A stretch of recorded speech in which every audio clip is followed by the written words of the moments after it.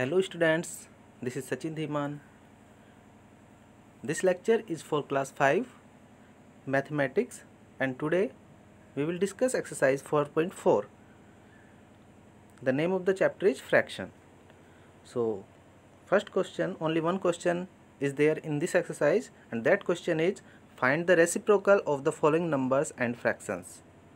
Numbers and fractions का हमें reciprocal find करना है।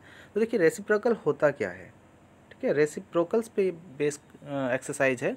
तो रेसिप्रोकल होता क्या है, जैसे कोई भी फ्रैक्शन है a अपॉन बी, तो a अपॉन बी का जो रेसिप्रोकल होगा वो जस्ट नोमरेटर को हम डेनोमिनेटर बना देते हैं और डेनोमिनेटर को नोमरेटर में जो वैल्यू होती है वो लिख देते हैं।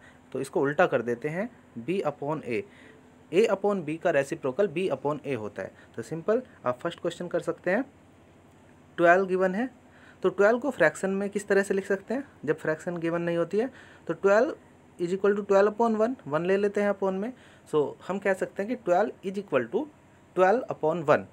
सो reciprocal will be, you can write capital R, reciprocal will be 1 upon 12, just reverse it, understand. So the reciprocal of 12 is 1 upon 12।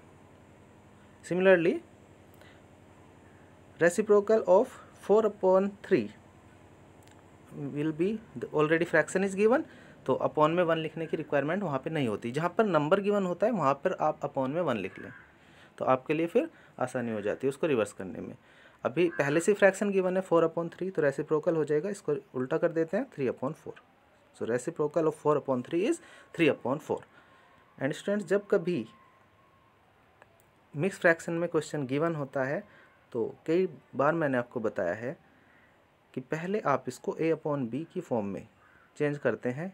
So 5 to जा 10, 10 plus 3 it will B 13, 13 upon 5। सो इसको देख लेते हैं कि a अपॉन बी में किसके equal है। तो अब आपको 13 अपॉन 5 का रेसिप्रोकल करना है। So here will be reciprocal equal to 5 upon 13। So rest of the questions are like this. Try all these questions of this exercise. So students, one more thing, reciprocal देखिए होता क्या है और भी मैं आपको बताता हूँ इसमें।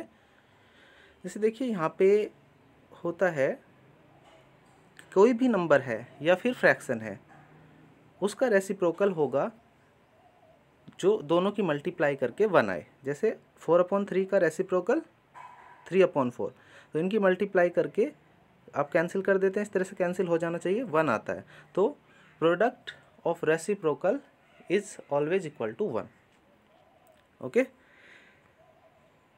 सो हेयर अगर आपसे बोला जा रहा है कि reciprocal of a it will be 1 upon a, आपसे बोला जाएगा reciprocal of 1 upon a it will be equal to a।